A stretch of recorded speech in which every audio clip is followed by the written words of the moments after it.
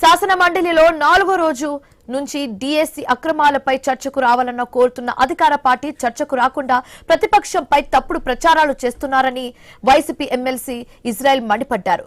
దమ్ము ధైర్యం ఉంటే ప్రభుత్వం చర్చకు రావాలని సవాల్ విసిరారు. తాము ఆధారాలను సభాముఖంగా చూపించేందుకు సిద్ధమని స్పష్టం చేశారు. వైసీపీ హయాంలో జరిగిన గ్రూప్ 1 పైన సిబిఐ విచారణకు ఆదేశించవచ్చని తెలిపారు. అయితే డిఎస్సిపై కూడా విచారణ చేయాలంటున్న వైసీపీ ఎమ్మెల్సీ ఇజ్రాయెల్ తో మా ప్రతినిధి నాగేశ్వరరావు ఫేస్ టు ఫేస్. శాసనసభ శాసన మండలి సమావేశాలు 4వ రోజుకు చేరిన నేపథ్యం ఉంది. అయితే వైసీపీ డిఎస్సి మీద ఏదైతే మండలిలో చర్చ జరపాలి, లేదంటే దానికి సంబంధించిన సిబిఐ ఎంక్వైరీ వేయాలని కోరుతున్న నేపథ్యం ఉంది. అయితే 4వ రోజు అయినప్పటికీ కూడా దీని మీద డిఎస్సి మీద చర్చ జరపడానికి అయితే నిరాకరిస్తున్న పరిస్థితి అయితే కనిపిస్తుంది. దీనికి సంబంధించి మనతో మాట్లాడేందుకు ఎమ్మెల్సీ ఇజ్రాయెల్ గారు ఉన్నారు. ఆయన అడిగి అక్కడ అసలు పరిస్థితులు ఎలా ఉన్నాయి, ఏంటి మండలిలో అనే విషయాలు అడిగి తెలుస్తుంది. సార్, ఏంటి అసలు మండలిలో 4 రోజుల నుంచి మీరు డిఎస్సిపై అక్రమాలు జరిగాయని చర్చ జరపమంటున్నారు, అసలు ఏమంటున్నారు, ఏం జరుగుతుంది? మేము శాసన మండలి సమావేశాల ప్రారంభమైన రోజు నుంచి ఈ రోజు వరకు ఏదైతే ప్రధాన అంశం ఉందో, ఈ రాష్ట్రంలో ఉన్నటువంటి 3 లక్షల మంది డిఎస్సి అభ్యర్థులు జరిగినటువంటి నష్టం మీద అక్రమాలు జరిగినాయి, అన్యాయం జరిగింది, డిఎస్సి పోస్టులు అమ్మేసుకున్నారు, స్పోర్ట్స్ కోటాలో పోస్టులు అమ్మేసుకున్నారు, మేము ఆధారాలతో వస్తాము, దీని మీద చర్చించిందని చెప్తున్నాం. గత 3 రోజులుగా ప్రభుత్వం పారిపోయింది, విద్యాశాఖ మంత్రి పారిపోయాడు. ఈ రోజు కూడా విద్యాశాఖ మంత్రి శాసన మండలికి వచ్చాడు.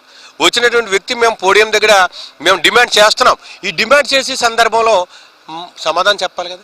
చెప్పట్లేదంటే అర్థం ఏంటి? వీళ్ళు ఖచ్చితంగా లూఫోల్స్ ఉన్నాయి.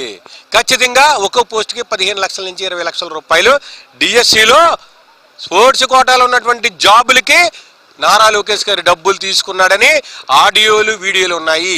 ఈనాటి మీద చర్చిస్తే వైఎస్ఆర్ కాంగ్రెస్ పార్టీ సభ్యులు ఆధారాలతో చూపిస్తారు, మా పరువు పోద్ది, ఖచ్చితంగా నేను రాజీనామా చేయవలసి వస్తుందని చెప్పేసి ఈ రోజున దొంగలాగా నారా లోకేష్ ఈ డిఎస్సి మీద చర్చించమంటే పారిపోతారు. నిన్న గ్రూప్ 1 మీద చంద్రబాబు గారు కూడా దీంట్లో చాలా అక్రమాలు జరిగినాయి, చాలా మందికి కూడా అన్యాయం జరిగింది వైసీపీ ప్రభుత్వంలో అని చెప్తున్న పరిస్థితి అయితే ఉంది. అసలు దీన్ని ఎలా చూస్తారు? గ్రూప్ 1 జరిగే ఎన్నాళ్ళు అవుతుంది? జగన్మోహన్ రెడ్డి గారి టైంలో జరిగింది. డిఎస్సి జరిగింది 2025లో.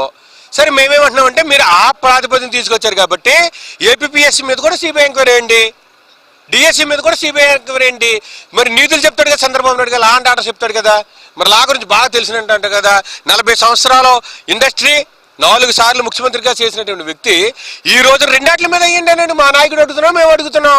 మీకు చిత్తశుద్ధి ఉంటే 2 మీద వేయండి, నిగ్గు తేల్చండి, తప్పు ఎవరిదైతే వాళ్ళ దోషులు తేల్చండి. మీరు ముందు దాని మీద నిగ్గు తేల్చాలంటే సిబిఐ ఎంక్వైరీ చేయాలి. సిబిఐ ఎంక్వైరీ చేయాలంటే ఇక్కడ ఉన్నటువంటి నీ కొడుకు నారా లోకేష్ రాజీనామా చేయాలి. ఆ సీట్లు ఉంటే కుదరదు కదా. మీరు ప్రలోభ పెడతారో మాకు డౌట్గా ఉంది. మీరు రాజీనామా చేసి పక్కకి వెళ్ళండి. మీకు చిత్తశుద్ధి ఉంటే రాజీనామా చేసి పక్కకి వెళ్ళండి. 1995లో మీకు గుర్తు ఉంటుంది, బాలయ్య గారు, జిఎంసీ బాలయ్య గారు మాజీ లోక్సభ స్పీకరు, విద్యాశాఖ మంత్రిగా మా ఏరియా కోనసీమ ప్రాంతానికి చెందినటువంటి వ్యక్తి. ఆయన విద్యాశాఖ మంత్రిగా ఉన్నాడు. 10th క్లాస్ లీక్ అయింది, పేపర్ లీక్ అయింది, వెంటనే రాజీనామా చేయించారు కదా చంద్రబాబు నాయుడు గారు. మరి ఆ రోజున బాలయ్య గారికి రూలు, లోకేష్ గారు రూలా? అంటే మీ కొడుకు కాబట్టి రేపో మాపో మళ్ళీ మీ ఇంట్లో జరుగుతున్నటువంటి ఒత్తిడి వల్ల, మీ ఇంట్లో జరుగుతున్నటువంటి ఫోర్స్ వల్ల మరి మీ కొడుకుని ఈ రాష్ట్రానికి సీఎం చేయాలనుకుంటున్నాం. సీఎం చేయాలనుకుంటే అవినీతి ఇప్పుడే చేస్తున్నాడంటే సీఎం అయితే ఈ రాష్ట్రాన్ని దోచుకు తినే పరిస్థితులు ఉంటాయి. మీకు చిత్తశుద్ధి ఉంటే రాజీనామా చేయించండి, సిబిఐ ఎంక్వైరీ చేయండి. పోనీ ఈ రోజు మేము లాస్ట్ రోజు సాయంత్రం 7, 8, 10, 12 గంటల దాకా మేము వెయిట్ చేస్తాం, మేము అందరం ఉంటాం. సచ్చి మొదలెట్టండి, సచ్చి మొదలెట్టిందని అసెంబ్లీలో ఇప్పుడు ప్రస్తుతం చర్చ బిగిన్ చేశారు. అదే జగన్మోహన్ రెడ్డి రాకపోవటం, ఇక్కడికి వస్తే చర్చికి రావాలి, చర్చిలో మాట్లాడలేని పరిస్థితి ఉండిద్ది, అవకతవకలు బయటపడతాయి అని చెప్పేసి జగన్మోహన్ రెడ్డి అసెంబ్లీకి రాలేదంటున్నారు. మీకు శాసనసభ, మేము ఎక్కడ ఉన్నాం అక్కడ మేము లేం కదా, మేము శాసనసభలో లేం కదా, శాసన మండలిలో ఉన్నాం కదా. ఉన్నారు కదా ప్రజలు, ఇప్పుడు వాళ్ళ కోసం బయట పోరాడతాం కాదు, అసెంబ్లీలో పోరాడవచ్చు. శాసన మండలి అసెంబ్లీ కదా, శాసన మండలిలో సభ్యులు లేదా? 4 రోజులకి పబ్లిక్గా మేము గట్టిగా డిమాండ్ చేస్తున్నాం కదా. మీ చిత్తశుద్ధి శాసనసభలో ఒక మాట మాట్లాడాడు మొన్న లోకేష్ గారు, స్పోర్ట్స్ కోటాలో ఏ విధమైన పరీక్ష అక్కర్లొద్దు అని మాట్లాడాడు.